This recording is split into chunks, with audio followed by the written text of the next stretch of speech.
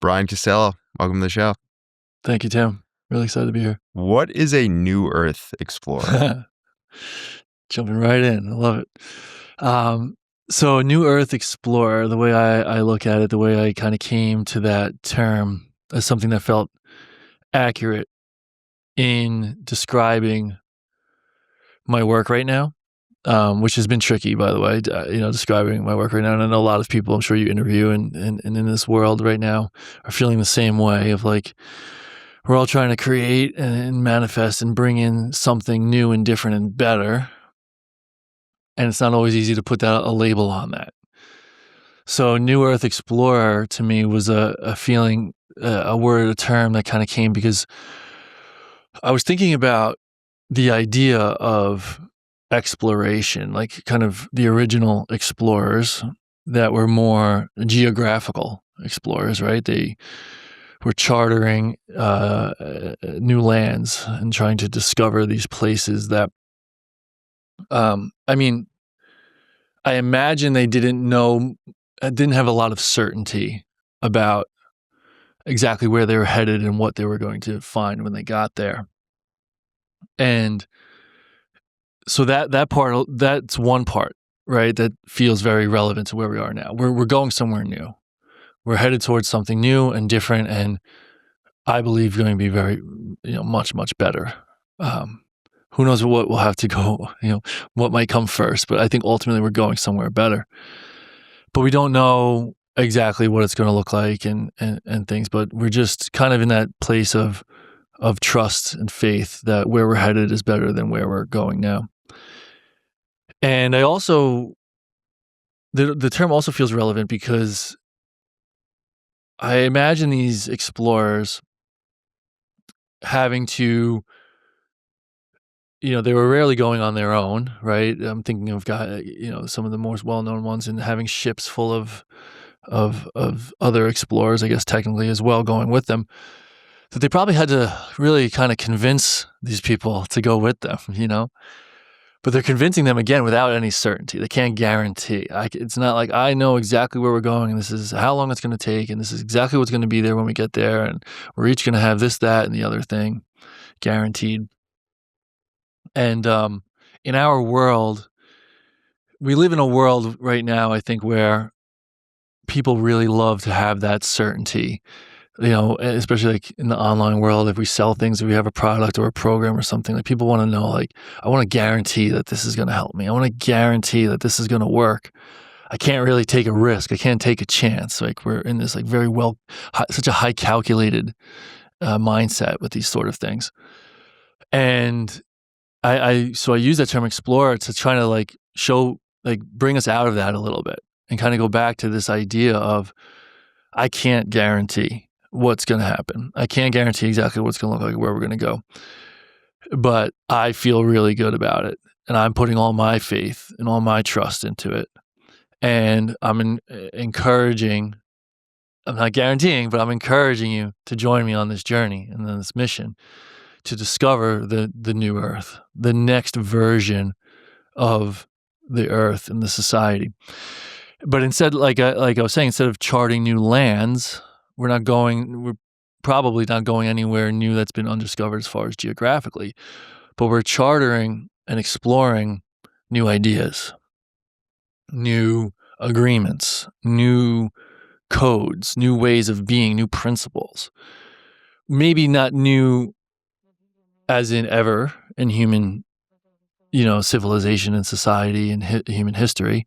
In fact, in a lot of ways, it's probably going back to the more ancient sort of ways, but new to anyone that's walking this earth now that we've never really lived in and experienced, and having to sort of erase and decode a lot of things that are just normal in our mind, just the way things have always been, and go explore and try these new things, these new ideas, and knowing that we'll probably get them wrong a lot along the way. I like that you define new as being uncertain, and just having that transparency of like, hey, I don't know what's going to come from this. I guess to make it a little bit more concrete, what do you see as being the current world? Like you got into it a little there, as this need for certainty and always understanding, but what do you see the current world looking like? So I think, as far as keeping in the realm of like where we are and like the sort of shifting that's happening, this like there's massive paradigm shifts happening right now, and they might not all be noticeable and tangible yet, but like on the foundational grassroots level, like there's a lot of things happening, a lot of people working together, coming together and collaborating. And then I'm also in the belief that there's things happening in the, in the cosmically, I guess would be the word as well. And most people that are sort of care about any of this seem to agree on that. But yeah, I think one of the biggest things that we are needing to abandon is this idea that like these sort of changes come from the top down hierarchies that are currently exist, and like kind of waiting around like for them to tell us what's going to happen next and how it's going to all look and how it's going to go. I think we're mostly through just the way things have always been, through schooling, through just the societal norms is just like, that's how it happens. This is what change. You vote, the best that we can do is vote and hope and wait for them to do the things that ignite the change.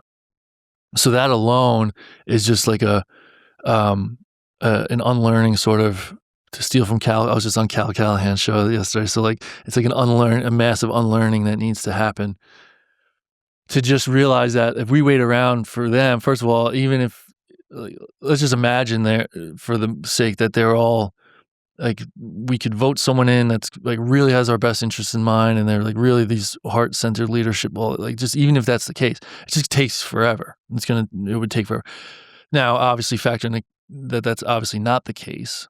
If we're really waiting around, I mean, if they were letting them guide us and take us, it's not going to look anything like this new Earth vision that I hold, at least.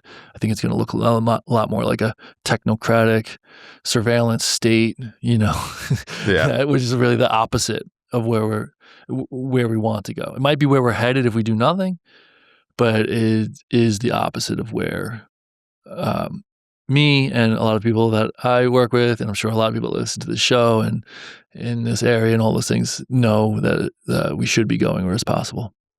When I reflect on this understanding of New Earth or what that means to me, and you got into it a little there with, this cosmic environment where it's, not just within the material world. And I see that is where we are going and need to go, is because I think within our current world, we have a strictly physical, mechanistic view of ourselves and of the self.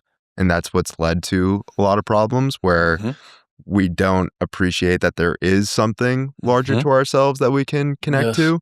And I see the new Earth is, okay, we need to combine the physical with the spiritual. And I'm careful to say that though, because you still need to be grounded in your body. Right. And I don't want to demonize that, especially when it comes to physical fitness. I know for you as well as for me, physical fitness played a large role. And I think, especially for young men, it's really important to build the physical body.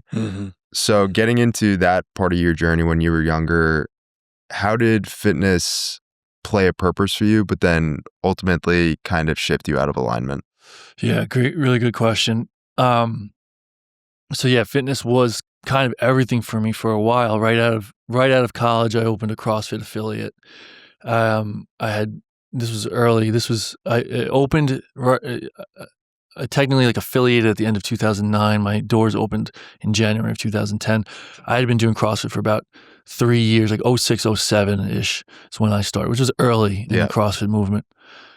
And I was like, drinking the Kool-Aid by the gallon, right? Like I could not have been more into this. And I loved it. I don't do CrossFit anymore, but this was a period of my life. It brought me back on track. I'd been partying a lot in school. I had stopped wrestling. I wrestled my first 2 years of college. I wrestled my whole life in the first 2 years of college, and it was just like burnt out and over it. But then I was kind of like lost for a bit, just partying a lot and like not getting good grades. I was just kind of like off track. CrossFit, like, brought me back in and started focusing on myself again and bettering myself and reading so much, like literally buying biomechanics textbooks. I couldn't pay attention in I was a phys ed major. I couldn't pay attention in class, but like once I started associating it to what I was actually doing in the gym, now I'm buying textbooks on my own and reading them, it's kind of wild. But I got so obsessed with it, really, and I opened my doors to my gym, and it just was my world from a coaching standpoint, from my own performance standpoint, from a business entrepreneurship standpoint. It was obsession. Like I wanted to wear all the hats and do all the things and exceed in every aspect. And I kind of did for a while, like at least on paper. I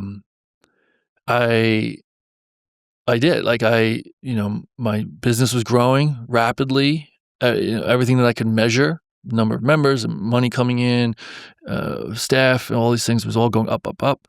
My own performance, how much I could lift, all these different lifts, how fast I could run, all my times on my benchmarks going up or down, or whichever, improving.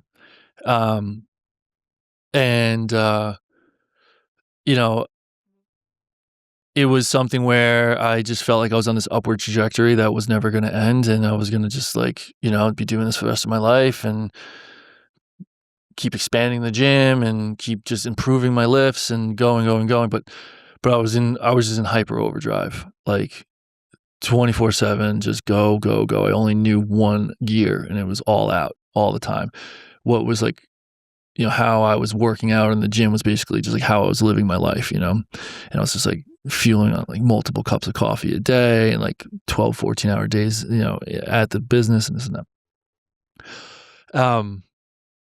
And I also, because this will tie in specifically to your question too, I also started to, because it's just kind of common in the exercise science space, I started to get very obsessed with the science side of it, right? And in our modern world, in modern science, the norm is like a reductionist, to reduce everything down to us being these material beings, and the things the foods we eat are just, these are proteins, carbs, and fats, right? And all this stuff, and it's just we're machines. We're machines, and it's just a calculation. So everything was like data and calculation and times and I started like wandering down that path a little bit, and social media was first coming around. I started following guys, and it was always just like, how do I formulate? It was all about a formula. How do I hack the formula to success? And then, so I started like even just getting more hyper focused on these analytical details and linear thinking and inputs, outputs, and da-da-da-da. And because I was checking, because I was like, my life scoreboard with all my lifts and my achievements, because I also was competing in CrossFit and doing pretty well. I was competing in, I was a quick sidebar, a lifeguard as well through my high school and college years, and I competed in, there's like big competitions, and I was a beach sprinter, and I competed and I did really well. I won multiple national championships. I was on the United States team. I was trapped. Yada, yada. So like all signs are pointing at, this is working. I'm doing great. Everything's going well. And I just kept like reducing it down to the tiny variables that I could change. But I was missing the glaring signs for my body. Did it always feel like you were missing that? No. I would assume that there was a part of your life, especially early on, where like it did feel aligned and it did. Good. Yeah. I was like, especially I'm in my low to mid 20s.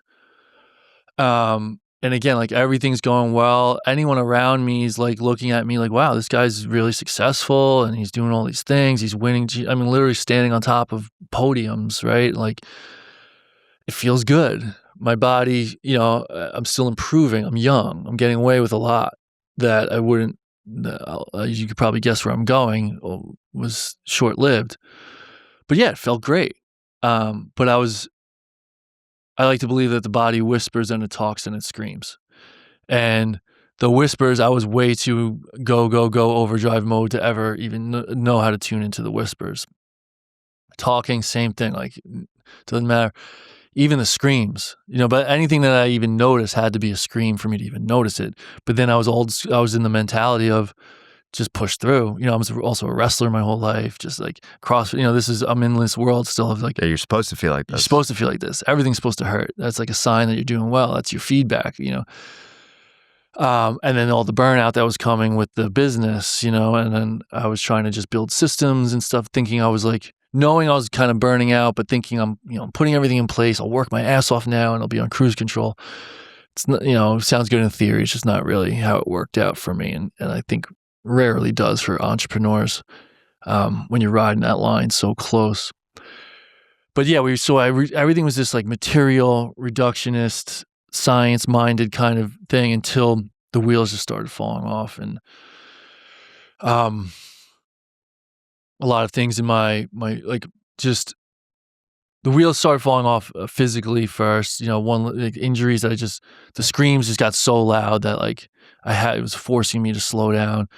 I was so burning, now I'm talking 6-7 years of this business, things I'm really starting to burn out, and it's showing through the business, my business relationships, and which happen to be a lot of close friends. I'm starting to have falling outs, which is weighing on me emotionally. My marriage essentially was crumbling around me. And I went through a really low period of time where I couldn't compete. I couldn't train. I'm summarizing a lot of ups and downs throughout a year to make it more digestible. But like I hit this point where I was like, I can't do this anymore. Like I'm falling apart here.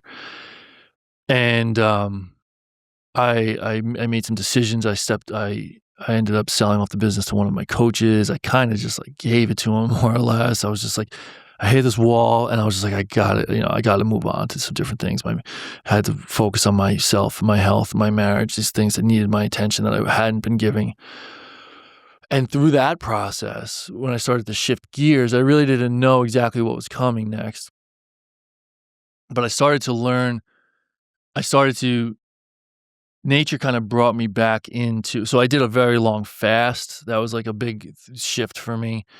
My wife and I did it together to kind of reset what felt like we were kind of at zero emotionally, romantically, financially. Like we were just hitting the bottom, and fasting came into our lives. And I don't think it's probably best to go too far into that. Like, I mean, I'm happy to answer questions if you want, but I don't want to sidetrack us too much. But we went into this long fast, and it shifted me back. It brought me back into the spiritual realm. It made me remember, because like in CrossFit, everything was like, you want to be better, it's more, run more, squat more. I needed to do 2 workouts a day, then I needed to do 3 workouts a day, then I needed to eat this many calories and have this. And the fasting was like the opposite. I did nothing for 30 days. I didn't eat. I laid in, I would spend 3-4 hours laying in the hammock. I would take these long walks and just be in nothingness. And my body was improving more in those 30 days than I ever had. And, and like everything was, I was like, what? Like everyone that I talk to about fasting, especially on the podcast, they explain it the exact same way, that fasting is a spiritual experience. And going to what you're talking about with that nothingness, we live in a world that we're always looking for something. Yes. To distract us, whether that's food, our phone. And fasting is literally about like, okay, I'm having some urges, I'm having some tendencies, but I'm just going to sit with this nothingness. Just sit with it and feel it. And really like, what is this thing? Why am I actually reaching for this food, this snack right now? Or or my phone right now? When it's not there as an option, you pause and reflect, and what's really at the root here? What's the discomfort that I'm numbing here? So I got to really evaluate myself in this way. Something I hadn't done. This was through my 20s. I know you're a younger guy too. You obviously have a lot more awareness than most kids your age, and it's also a different time, but like, I didn't have that connection to myself, even knowing what it meant to sit with like a thought and process it and get to the root of what I'm feeling and why and how I'm acting and the things I'm saying and where they're coming from. So then that dial turned up.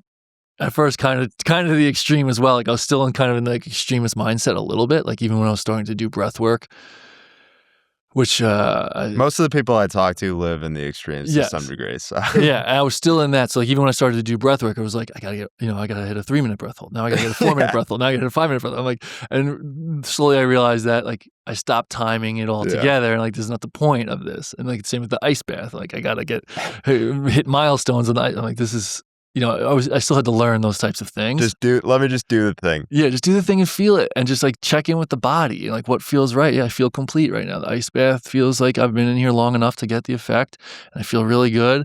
Just get out. I don't have to force myself through this pain state. And same thing with my movement practice and my getting into my body. And I always thought like any kind of mobility and stretching had to hurt. And I had to relearn all of this. But to bring it back into the idea that like I was learning how to get back. I was learning about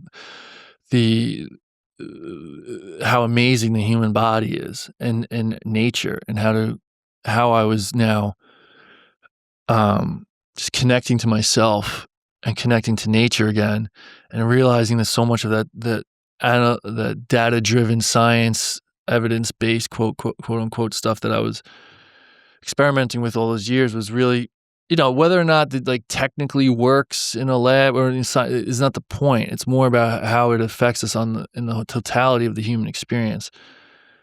So I shifted hard into the spiritual realm. And it's funny now, I know like that in my 20s, it was, from a more energetic standpoint, Chinese medicine, it was the yang. I was in that yang, masculine, go, drive, compete, complete, do. And then nature forced me. I had to slow down. My body could not go on anymore. Unfortunately, I like to say Mother Nature's laws are simple, but her punishments are harsh. So like, if you don't follow the simple laws, next thing you know, I'm hurting, I'm getting surgeries and whatnot, to the point where I had to slow down. And then I started to shift into that yin state and learn how to be still and be quiet and listen and meditate. And I think that's kind of the shifting that the world is going through right now as well. It's kind of out of that yang, compete, do, go, we're all against each other, just claw your way to the top, kill or be killed, and into this more state of coherence and collaboration. And how do we recreate this and reimagine this together in this, and build this new earth? To bring more language into it and a different word, why is primordial the word that resonates with you so much, and when did you first get exposed to that? Yeah.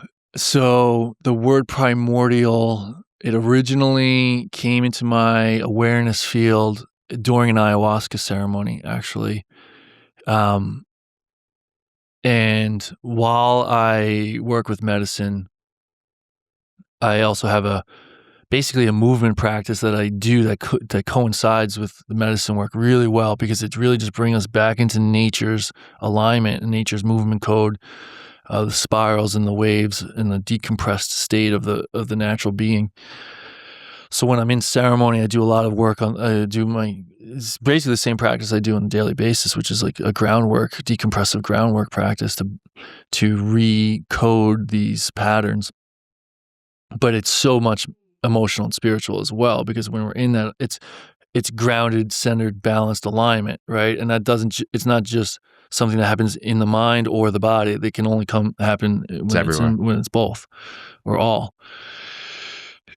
So I'm at an ayahuasca ceremony that's actually an outdoor ceremony, and it's a little bit of a looser container, a very, a teacher that holds medicine with great reverence and all those things, but it's outdoors. You have a little bit of space to move around. The first cup. Have you ever worked with ayahuasca? No. Are you like familiar? Like you've heard of it? I mean, I've heard of ayahuasca. I mean, that's really not my realm at all. Okay, that's fine. It's a really, really powerful medicine. I know because of Aaron Rodgers. Yeah, okay, yep. So it's referred to as the grandmother medicine sometimes, because it's sort of like the ultimate teacher and spirit, and it holds a more of a divine feminine spirit in some ways.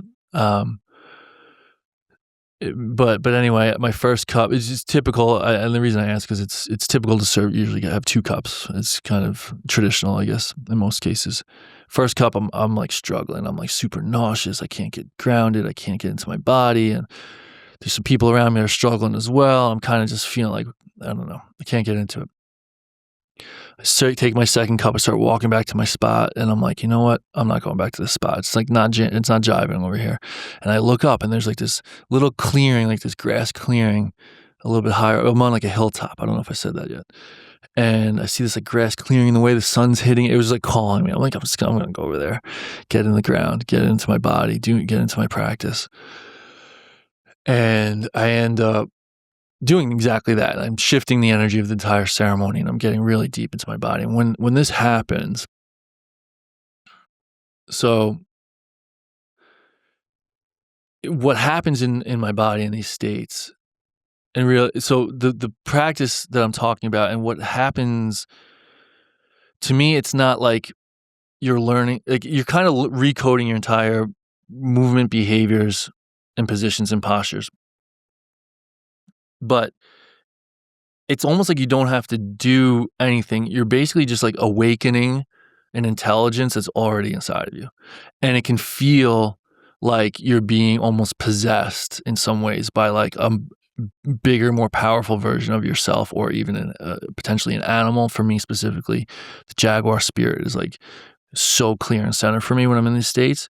And it's almost like it just like takes over, and like specifically in the low back, and like this kind of crawling pattern that comes in, and you're like, you can't even like stop almost. It's just like, if it was a movie, it would look like someone like, transforming into like an animal.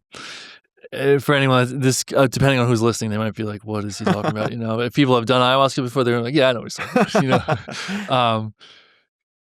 So I'm up there, and I'm just like freaking at least like 2 hours just by myself, really getting deep. And I'm just like feeling this. It's an intelligence that's taking over. And all I'm trying to do is get out of the way and let it fully engulf me. And all of a sudden, like, didn't really know at the time what the word primordial meant. But all of a sudden I just hear this like kind of voice like echoing, and it's like, it's primordial. It's primordial. It's like this primordial intelligence. And it's just like echoing in my mind for like the whole time I'm up there. And like, I didn't know what it meant. Like, I couldn't give you at the time, at least like any kind of verbal definition, but I could feel without a shadow of a doubt what it meant.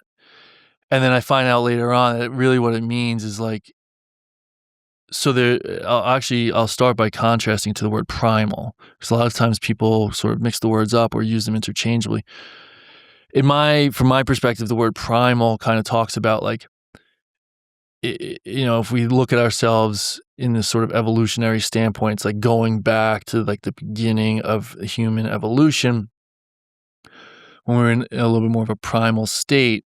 And there's nothing wrong with this. I know a lot of people use it in their branding and stuff. I'm totally cool with that. I don't have anything against the word. But to me, it signifies a little bit more of like an animalistic kind of going back in time. So to where maybe we moved better and did some things better, but we were like lesser versions of ourselves, of humans. Where primordial, what it means is before the existence of time at all. It predates everything. It is like the original creation, the original code, the infinite code that is in us all. And to me, I associate that word with the greatest, highest, most supreme intelligence that there is, with, God, source, creator. So that's why the book is called Primordial. So that day I decided, I had been thinking about this book. It was coming to my mind, but I didn't have a title. I didn't have the characters yet exactly. It was just like kind of in this phase. I was far from committing to even doing it yet, but it was in my mind. And that day I decided that the book would be called The Primordial Code. Let's go there. Yeah. Before you wrote the book, you had the intention of writing a nonfiction book, actually. Mm-hmm. How do you think writing a fiction book actually serves your purpose more than if you had written a nonfiction book? Yeah. I'm so happy that I wrote a fiction book. And it's funny that, because I don't even really read much fiction at all. And it's funny because people will talk to me and they're like, oh, it's kind of like, they'll like mention other books or other authors. I'm like, I don't know any. I never even read Harry Potter. And but I did read like lots and lots of nonfiction. and how-to, self-help, more deeper stuff too, like, spiritual stuff, and obviously even all the science stuff I was talking about earlier.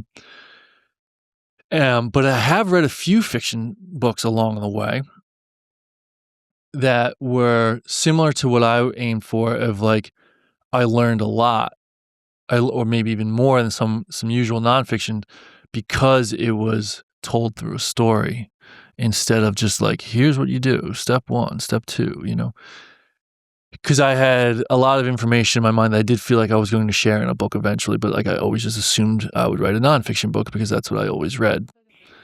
In fact, I did have a title for a nonfiction book. What was that? It was called "It All Starts Within: Accessing Instinct and Intuition in the Age of Information." So like, I'd probably pass on that one. yeah. So that's the thing, and it would have been probably really good, but how do you stand out? How do you make it different?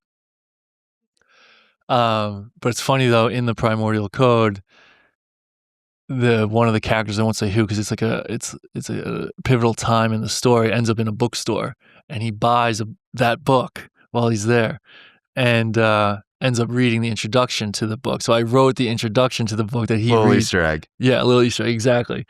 It's almost like a little inside joke to myself, like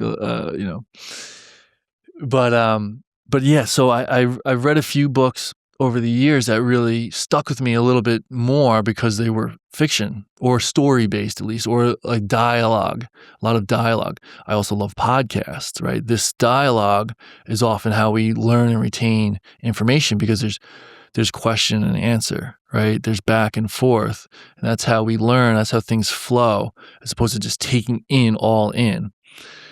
So I knew of the topics I wanted to cover and how deep they go and how they can seem so out there to a lot of people. I knew I needed characters that could come in and be skeptical and ask the questions that the reader would be asking. Say, I don't know, this sounds like, whatever. So there can be the back and forth, and we can take the conversations deeper and deeper. And that's exactly what I did.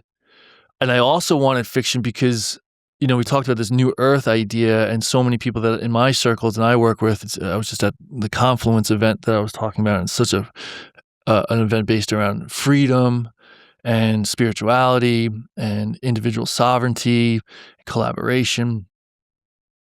And we all are here trying to create this new world, but like we have a vague, we all have this general idea of what we want it to look like. But we don't really have like a specific kind of target that we're aiming for. It's not like there's another country or a place that we can point at and say, let's do it like them, because it doesn't really exist. So I wanted to create a setting that could be that. Not that it's perfect and has all the things, right? It's a fictional setting, but like, I think it's really close. So I did the best to make it as close as I can to the target for us to aim for. There's enough dystopian settings out there of all the places, things that we don't want to happen. I was thinking, let's create a land that readers can finish the book, close the book, and say, what do I do? How do we do this? Let's get started.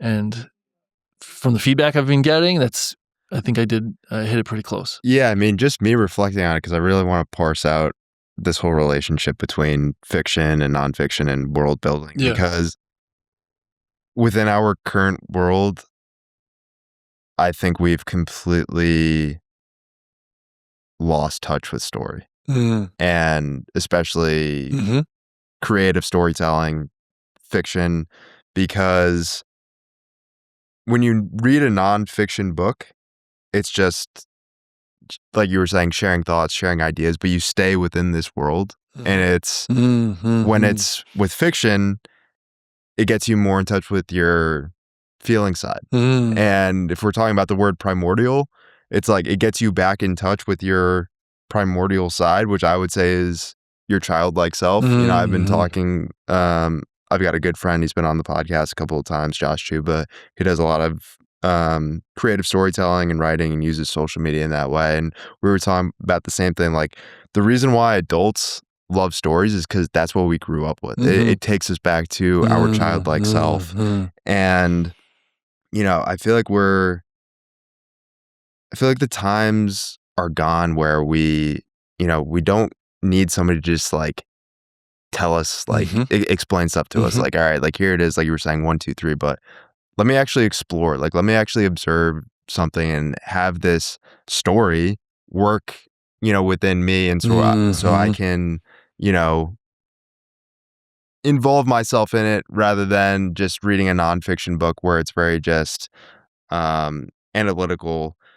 Because I think to a large degree, we're all trying to build our own world. Mhm. Like when it comes to our work, our aspirations, our crafts, at the end of the day, what that is world building. Mhm. Hmm. Hmm. Hmm. What are your thoughts on that? Yeah, very interesting thoughts. A couple things you said there. The world building idea for sure. We're all trying to, and what also comes to mind to me is imagination, right? It's bringing us back into an imaginative state because that's what we're doing when we're trying to create our own world. We need to imagine it first in our individual lives, right? When we're reading these books, self-help development books, we're then trying to imagine a new version of ourselves and a new version of our lives.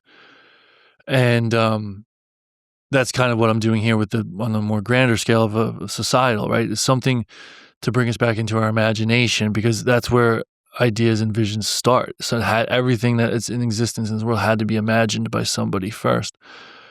And it's just planting the seeds of what can be like, what can be possible if we can all imagine it, see the vision, hold the vision, stick to the vision. But also what you said about just, story and our just desire for story. I mean, the story is as old as time, as old as humans, like And I think the reason mythology. why that is because story needs time to unfold, Mm. and we don't want that anymore. No. Or, the way that we've been programmed and wired now is, okay, if I can't get it in 30 seconds, then, I can't keep my attention on it. Exactly. Right. And story, whether it's a book or even honestly movies, when it comes to movies, people are on their phone watching a I movie. know. They're They distracting can't even themselves hold the from the attention. movie. Yeah, yeah. So it's like that's the reason I think stories become in such high demand but such low supply is Yes. because of our attention span. Without a doubt. Yeah, because we have information overload, right? But it's like we want it now, we want it fast, we want to apply, we want results fast, and stories is going to be the opposite of that. But it's coming back because we need it. It's a return. It's been as there, like I said, all aspects of human civilization, even ones that didn't use writing, they all had story. They all had mythology. They all had ways of teaching lessons through story. Um, because I think we retain it so much better. If you ask people, I'm thinking of this example on the spot, but I bet you, like, say there's someone who's like a Star Wars fan and also is a fan of like whatever XYZ, like author, self-development author, whatever. If you ask them, even like, I really like this author and book, if you ask them to like really like break down for you what they've learned and what they've applied and whatever, and like versus 100%. like what they can remember about the Star Wars characters and their journey, and so 100 times better. They could just tell you everything about Luke Skywalker and his whole journey and all these things, right? Because we see ourselves in it and we feel it in it, and it's something different. So, and this is in alignment with the feedback that I've been getting. There's two characters in the story. There's a male and female. It alternates chapters every point of view every chapter, and they're going through the same experience, same 1 week in Ocablaya, which is the land. And you're seeing it through two different eyes, obviously, and two different sets of perspective. But the feedback I've been getting is people like, I relate to these characters so much. It's so similar to my own journey, to my own awakening, because the themes are universal, right? And the specifics are different. But the experiences, like what we go through in our lives and all of our own individual journeys, is so one individual. Like it's as different as can be, and there's these universal themes and patterns that show up in all of them. All right. So I was able to hit on all of those, and then it allows for the person to really retain what's relevant and what's significant, and also just kind of just not discard, but just like not retain the rest. Like just treat the rest as entertainment. You know, like there's parts of the book I'm sure that won't apply to people's. They might not say like, "Oh wow, this is something I can go do tomorrow," but it's still enjoyable and engaging because you're watching them go through a transformation, and you're hoping for them and rooting for them and wondering what's going to happen next. And there's foreshadowing. And at first, when I first started writing, I didn't. So have you ever heard of Celestine Prophecy or read Celestine Prophecy? It's a pretty well-known book. It's probably like 20 or 30 years old. It's kind of like, so many people are like, oh, it's like Celestine Prophecy because it's like a spiritual discovery sort of story, spiritual discovery through a story. And it's about like they find like these insights. There's like 10 insights that they like uncover throughout the story. And there are some similarities. And I actually really like the story. I like the book a lot. And no offense at all to the author. For some reason, the name is escaping me. James Redfield at the moment. But, I mentioned a few fiction stories that did impact me. This was one of them. So I don't want to make this sound like it was anything bad. But the story itself was like, meh. It's kind of like cliche. They go through this thing. They find the stuff. He falls in love with the girl. But people love it, and it was great, and it's been like this monumental success for all these years because people get so much out of it still. So when I went into writing this, I kind of, in my mind, was like, the story doesn't need to be like that good, it's about the content, it's about the conversations, it's about the things they were discovering and uncovering. But then as I got writing, I was like, no, the story has to be good too. Or at least like, why can't it be good? Like it can also, if I really want to make this book the best version of it, the story's going to be really good too. So I like held myself a little bit more accountable where I was going to could maybe let myself off the hook a little bit. Like, this isn't really important. Like they're here for the content. I ended up kind of doubling down on it and saying, no, the story needs to be really good. It needs to grab and hold. And again, the feedback has checked out on that too, where people are like, really they're flying through it because they're like, I want to know what's going to happen. Like the story is pulling me in. So I'm like, okay, good. That was yeah. Because I mean, you're doing the deeper message a disservice if the story isn't strong with that. Exactly. Because people finish and might be like, yeah, it's okay. Like I got some things out of it, but like, people remember the story. People remember the story. You touched on it a little bit earlier. Being skeptical, or using Garrett as a skeptic to sort of introduce new and novel ideas and sort of test the boundaries.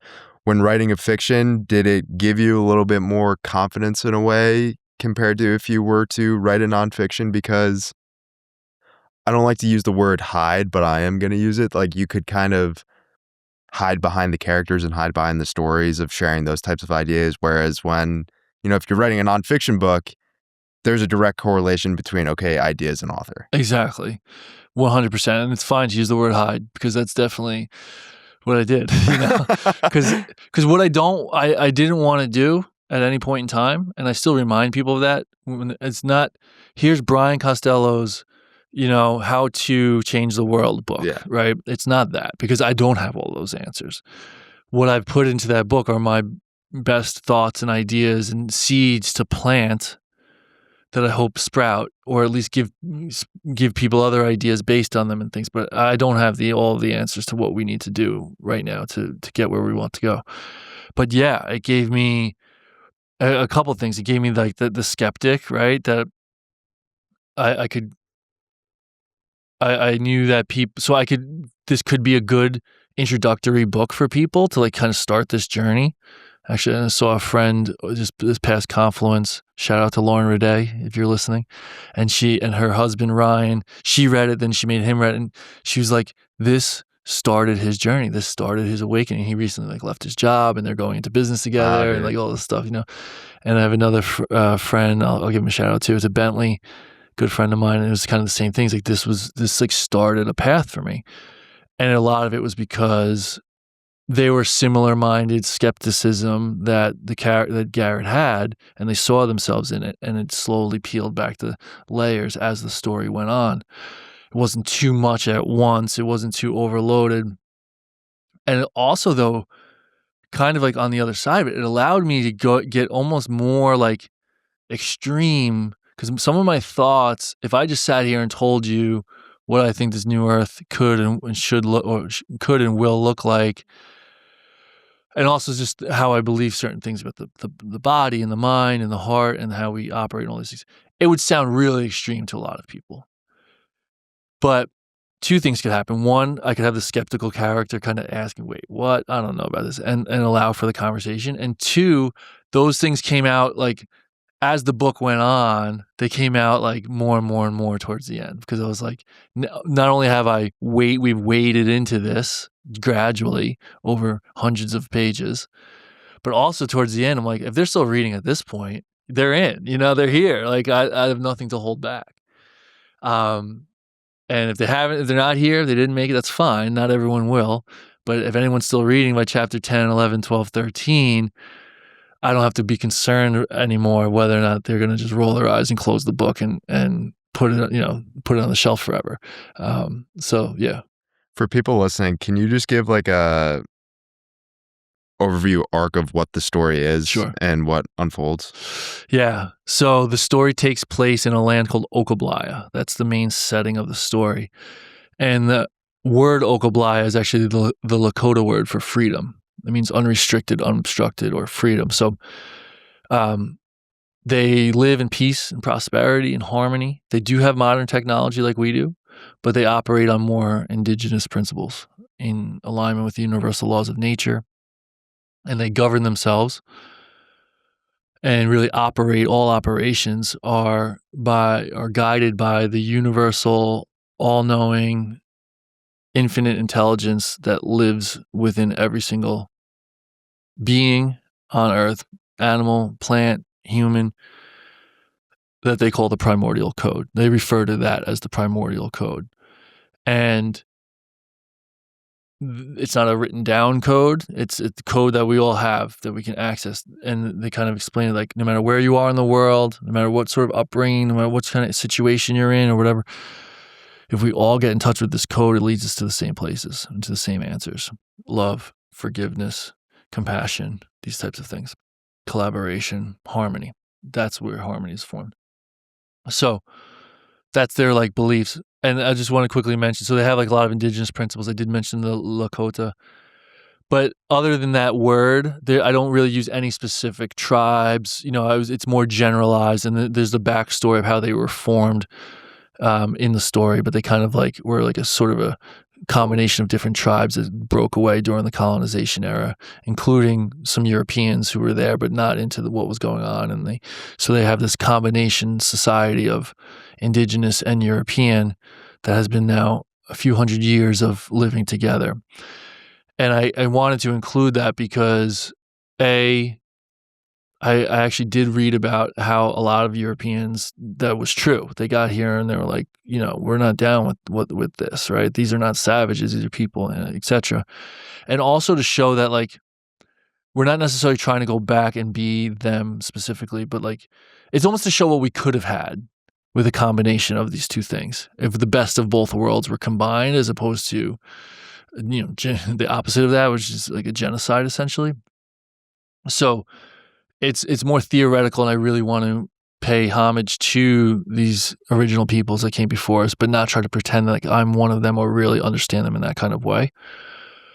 So just want to quickly say that. But anyway, so it takes place in this setting. They've been prospering in secret. It's an island off in the Pacific Ocean.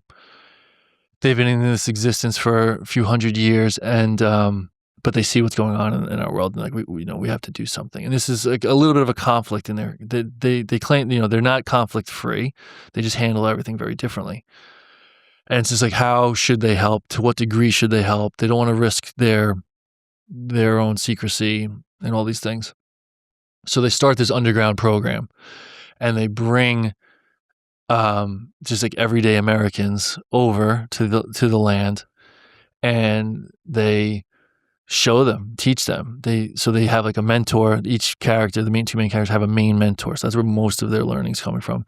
But they're just like following them around for the first few days, and they're seeing all the things they do, the way they go to the way they do school, the way they do markets, the way they do health and medicine, what their capital city, quote unquote, looks like, how they do politics. They're just like floating around, and their minds are being blown, and they're having conversations about all of these things along the way. And they're just like, wow, like, how is this even possible? Like, could this ever work at home? And they're learning, and they're being challenged a lot on their own beliefs. It's very honest conversations, very straightforward about what they believe, coming from the United States, and how, they're asking them constantly, well, how do where'd that come from? Why do you think that? Where do you believe that? And they're like, oh, I don't know. I never really thought, like, they're kind of realizing that most of their longest held beliefs have just kind of been there and never really been put up for question before. They're just kind of what everyone knows and what everyone thinks. And they refer to that, the Ocablo people refer to that as empirical code. So it's like the conditioned programming and brainwashing that we've all gone through that serves empire. And primordial code and empirical code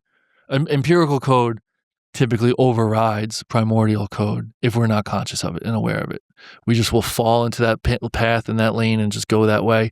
Like these grown adults are saying, I don't know, I never actually thought about that before. And it prevents us from getting in touch with what's really going on. So there's a ton of discussion about that. So they're trying to basically unravel and untangle and decode the empirical code and learn how to get back in touch and unlock the primordial code. So that's what they're going through in their process there. But they're only actually there for a week in this first book. But a lot happens in the week, and they end up going through a really radical transformation. And they basically have to decide if they want to come back for a more intensive training program. This is more of like an orientation and like, are you in kind of thing?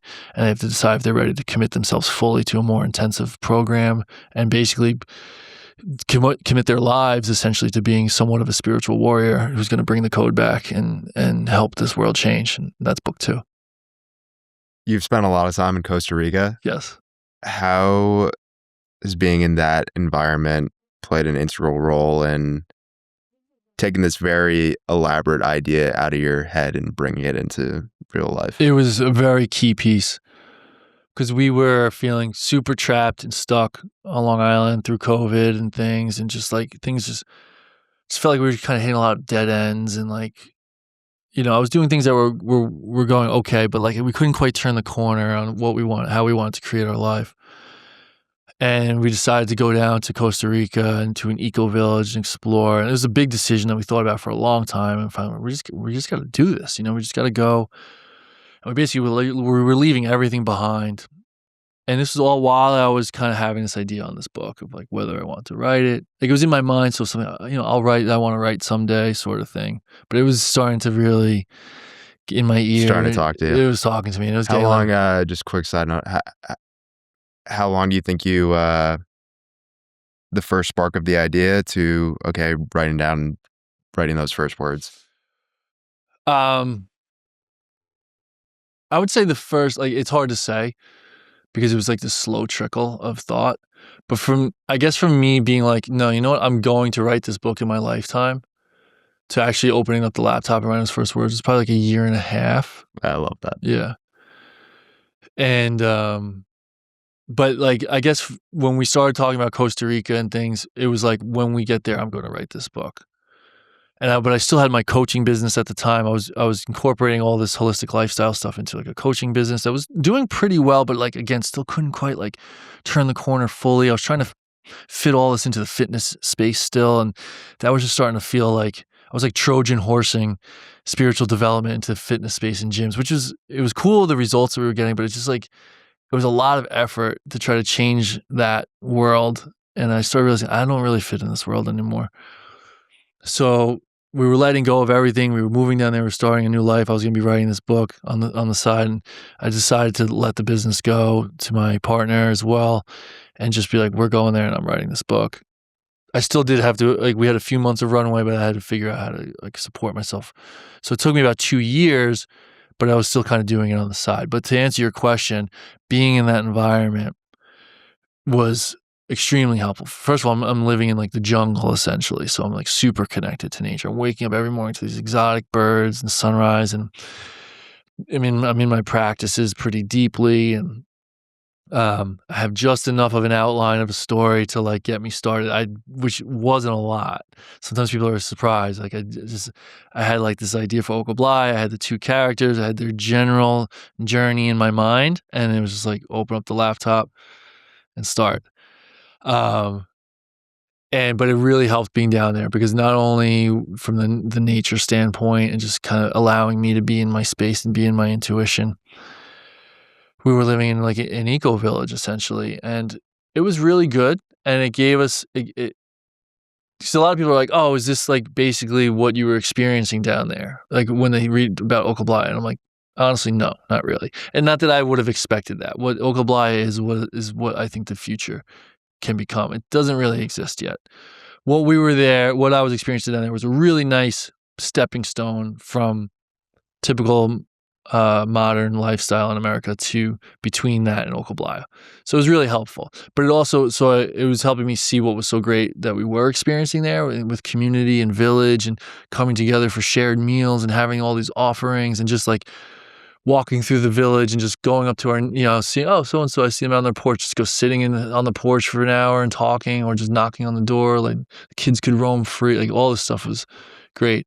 And it also showed me a lot of things that weren't there. Again, not really like their fault, but just like when I'm writing a story, I was kind of getting in tune with like what I felt like was maybe missing from an ideal scenario that I was able to build into the Okobly world. And yeah, I was also just like loose and having fun, and that was like showing up, I think, in my writing.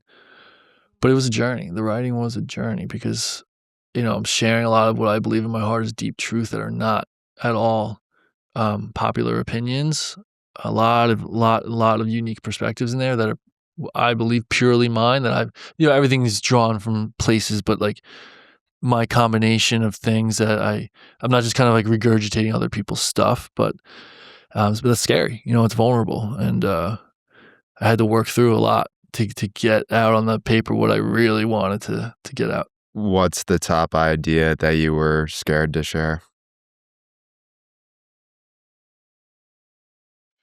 I don't know if it's like one idea, but there's just a lot of discussion on. Well, there's a lot of discussion on what ultimately leads towards, God, essentially, and a lot on love, right? And and just like the emotional realms and just spiritual and emotional realms in general, let's just say, which is tricky for, flashing back to where I come from, hard charging, all out, slamming barbells, screaming, sniffing salts before I take squat, like just a few years earlier, now I'm swinging back in this other direction and trying to talk about how to come into alignment with our heart and our balance, and make it so it's a way where it's my truth and what I really feel, which a lot of people might consider extreme, but also in a way that's like digestible and not like this guy's just a woo fairy, right? So, I held back in certain spots. The only places I really went back and rewrote things, because it flowed pretty well, were parts where I'm like, this is not I'm holding back here. This is not my truth. This is not what's really wants to come out in these situations. So with Okobly, talk to me more about your ideas and mission of, it feels like for you, if you just let that live within the page, that's just part one of your journey, but really bringing it into the real world. Yeah. The intention to me was never like, I want to just make a book that keeps people entertained for a few weeks before, they read it a little bit each night before bed, and then they're just like enjoying the book. And yeah, it's the blueprint for something bigger. Exactly. And I wanted for them, each individual reader, to finish and say, I want to like live like this in my personal life, and I want to like help find the other people that are living like this and want to create this as well. like how I imagine people closing the book and saying, how do we do this? And I've actually added a QR code on the last page now in the new version where people can scan it and join our group chat. And we have roughly monthly or so calls where we talk about just that. And on the most recent call, last month's call, I guess it was 2 calls ago, I announced that I am starting the early stages of a project where I'm doing my best to develop a concept model for a new version of village, a new type of village, something I'm calling modern tribal, and it's based on the principles in the story. And it's a couple quick things about it is that, one, it's not just a group trying to get a group of people to go start a village. It's the idea is it's a concept model that can be replicated and scaled and adopted by others. And that modern tribal is like, we're not going back to huts and things, unlikely, unless we have to, which I don't think anybody really wants that, right? There's certain things in this modern world that are here, right? But going back to the principles of tribe and what that really means is where I'm actually spending most of my time right now developing and like putting that into words and putting that into painting that picture and that vision for people so they can see it and decide pretty easily and clearly, like, yes, I'm aligned with this or I'm not. And I do that after being in an eco-village for a few years. I actually worked the village we were living in was undergoing a massive expansion. Is, from what I know, the biggest eco-village project in the world.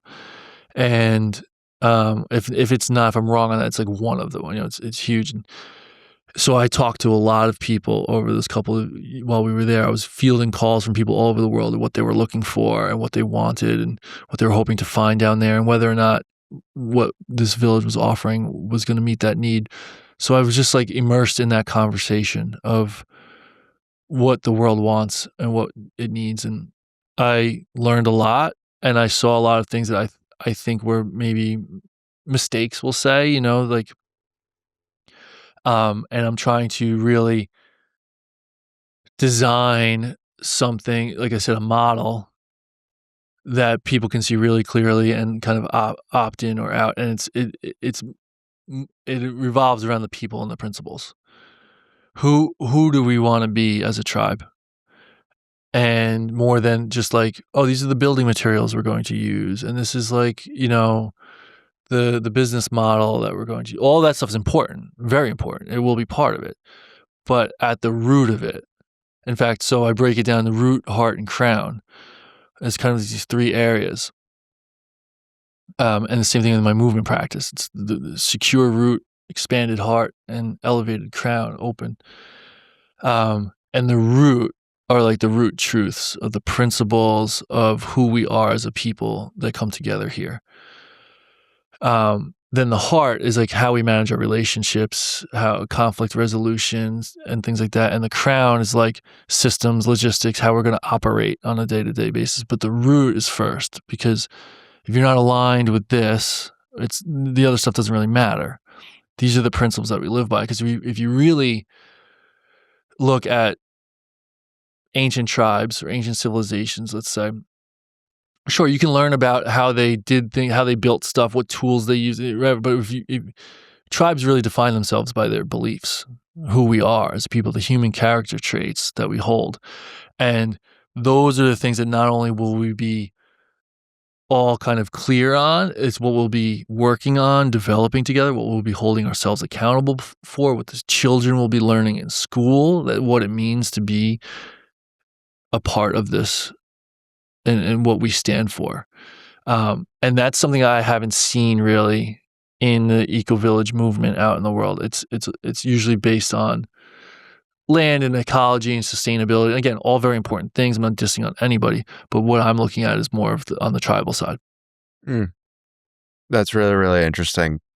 Do you have a full team behind you working with this, or how much of this is just you? No, right now it's like, so actually it's a good question, because I would say it's just me, quote, but I've opened this up early to my community. And I told them on the very first call, Actually, it's funny. I mentioned to Cal on his show because if you remember, I think it was on your show that I listened to Cal and he talked about do you remember when he talked about this all-star hockey game? Yeah, yeah. How he just did like everything different than he normally would have done? I don't think you practiced at all. Yeah, right. So this isn't related to like that specific thing, but like the idea of just doing everything the opposite of what we normally do.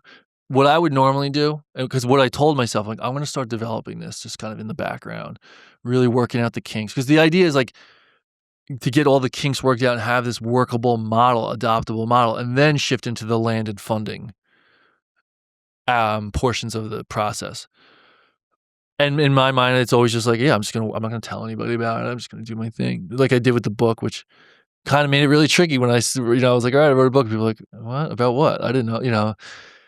But I was like, and I heard that, and I was like, huh, like this was right at the time when I was deciding that this was gonna be like my next project of mine. Yeah, And dude, this isn't something that you can just end of day be like, hey guys, I got this new thing. It's like, where did this come from? Yeah, exactly. Exactly. So I flipped the script and I decided that I'm going to open this up to the people who are reading the book, who are in this community. We call it Club Ocablo. Ocablo, Ocabla is the land. The Ocablo people are the ones who live there. And the name of this is Ocablo Modern Tribal Village. That's the project. And I'm like, no, this is a co-creation, right? We're going to create this together. We need the energy behind it. I need to help people connect. Oh, this guy knows this about these kind of things and this about this kind of things. And there's whatever, like that has to start now. So when I did this call, I presented these general frameworks and, an outline that I'm seeing. But the very first thing I said on the call was, I don't have any land. I don't have any funding. I don't have any idea of exactly how this is going to happen, right? I want to be open and honest. It was new for me to say this. It kind of felt vulnerable in a lot of ways. But everybody was all in. They're like, let's do it. Like we don't have to, I think that's the power of the book. Exactly. That's what they said. Like we want this. We want to create this. We know you don't know how to do it exactly yet. It's okay to say that. We're here, and we're going to work together. And, so that's where we're at. It's a long-term vision, but even just being at Confluence this past weekend, I met a few people who I think could play some key roles in just helping me understand some aspects that aren't my forte. And just, keep this thing it's going to be a slow moving thing. Maybe not slow, but like just steady moving thing that I'm working on over this that I'm putting my attention towards now more thoroughly and will continue to moving forward. I mean, it's incredible, the identity transformation, especially how you were talking about how, needing to confront that fitness, mechanistic, sort of reductionistic lifestyle, and to see how that's unfolded now into all the work that you're doing. Your brother, Danny, how has he shown you an appreciation for, what just lives on the surface is far different than what lives within? Thank you for asking that. So my brother, Danny, some listeners understand, is my younger brother. He's about 10 years younger than me. He's nonverbal, autistic. And for the first 20 years, well, he was developmentally normal for the first about 18 months of his life. And through is vaccine injured, essentially. I know that's a controversial thing, but that is the truth. And that all stopped. His ability to speak, his ability to respond to his name, to do a lot of basic functions, it all just like relatively overnight just disappeared. And for the next 20 years, he had no effective way of communicating anything whatsoever. And it was and still is very challenging, very, very challenging for him, for the family, for everybody involved. But about 10 years ago, he discovered, we as a family discovered this program, this type of therapy called RPM, Rapid Prompting Method, right here in Austin, actually, believe it or not. It's where it was. Soma, her name is the woman the genius. She's like a savant in her own way, kind of who found a way for her son to unlock her own son's voice through this prompting method in letterboard. And they point and type, they point and touch the letters. It's not electronic or anything. Are you familiar with telepathy tapes? Have you heard about it? Yeah. So anyone that has listened to telepathy tapes is probably nodding their head like, oh yeah, I've heard about this. And so we were hoping to get like, basic, like, and communication on like, what do you want to eat for dinner and stuff like that. What we got instead, so, I'm shortening the story a little bit, but like we were super hopeful, but also like, we tried a million things that had failed.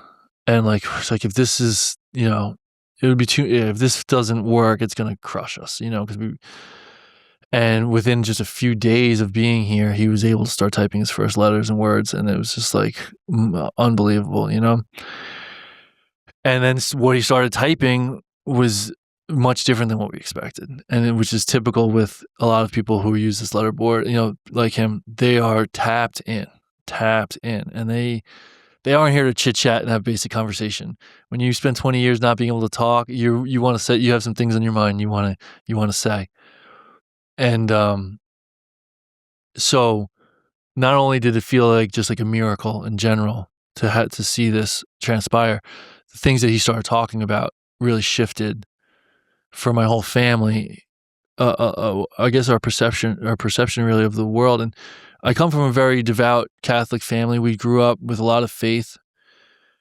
But it didn't really veer out into anything more than sort of like the textbook version of that.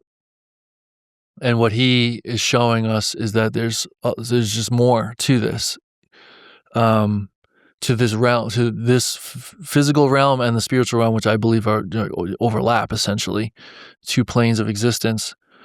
And he's, what he's writing is essentially feels like it's just like channeled in from this higher plane. And it's just been like this, what he writes, and you would think after all these years, he'd be pretty frustrated and disgruntled and like kind of mad at the world about this life that he's taken up, that he's had, and it's the opposite.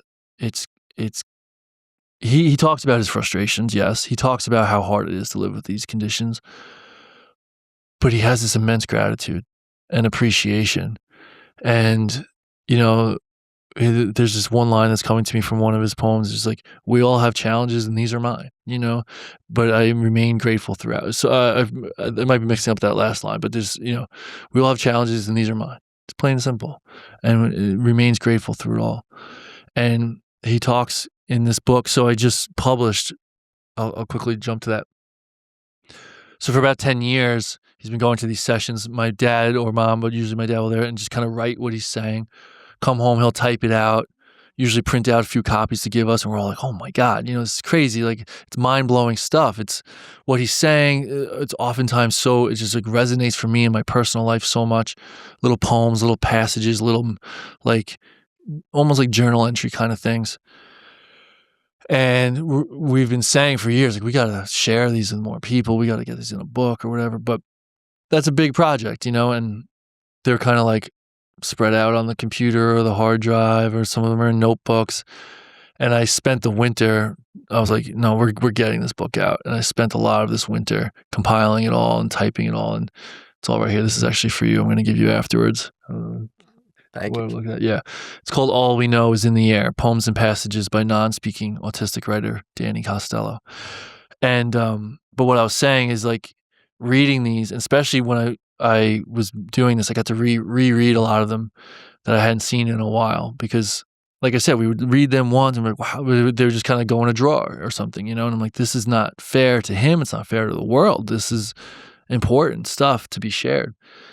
But he's led me, he's shown me what it means to just have faith and believe, and what gratitude really means, and how to be patient, and listen, he's struggled. He's had struggle, aggression, rage, that stuff didn't stop just because he could now communicate a little bit. But he showed, like, as you could imagine, like, imagine if you couldn't speak and get your mind out and get your opinions out and get your thoughts, and going through school and being herded like cattle essentially because people think there's nobody in there. That's really hard. And to know that he's went through that and what he's been through and how he is able to be, he's my hero. You know, I look up to him. He's a leader for me and for our whole family. And I think helped us just open our minds, expand our belief system, our beliefs even further, and see that this is, you know, just from the spiritual standpoint, just like really opened us all up. Brian, it's been great talking with you. Yeah, This man. entire conversation's been so awesome. Where can people go to learn more about you, all the work that you do, anything else you'd like to share? Yeah, so my only social media platform is Instagram, Brian.Costello with a little underscore at the end. I have this on and off thing with social media, you know, but I'm putting more into it now with the book and everything. And the primordialcode.com is where the book is. I'd prefer if people went there to order the book. It is available on Amazon as well if you're outside the United States. But if you're in the US and you order through the website, it's appreciated. And there's also, you can read all the reviews. There's a bunch of reviews on there. There's a couple of previews. You can actually listen to the first 2 chapters for free on either Spotify or Apple. They're just up there as a podcast.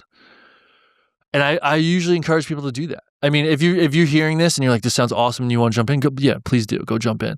If you're like, maybe I'll just like kind of check it out first, pop on the preview chapters and see if it pulls you. And if it does, then you buy the book and pick up a chapter 3. So the primordialcode.com, and then the book, like I said, Danny's book is called All We Know Is in the Air. You could go to the primordialcode.com/Danny with a capital D. We'll give you a page. He doesn't have his own website yet. It just came out this past week.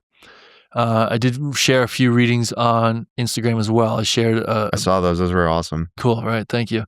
A couple are like going viral, which is cool. So we're getting a lot of orders, which is amazing to see. And so you could find it there, that website, or just, it's also on Amazon if you're outside of the United States as well. But it's best if we prefer if you order from us. And I mean, as far as the primordial code, I really, like I said, I encourage people, if you're even feeling at all like this resonates with you, just take a chance on it and go for it and see if it pulls you in. And if it does, at the end, there's that QR code to join Club Ocablo. It's starting to grow. I'm starting to offer more. We're having calls. We have a group chat. We're starting to put our heads together and bring this thing into reality. Awesome. Thanks so much, Tim.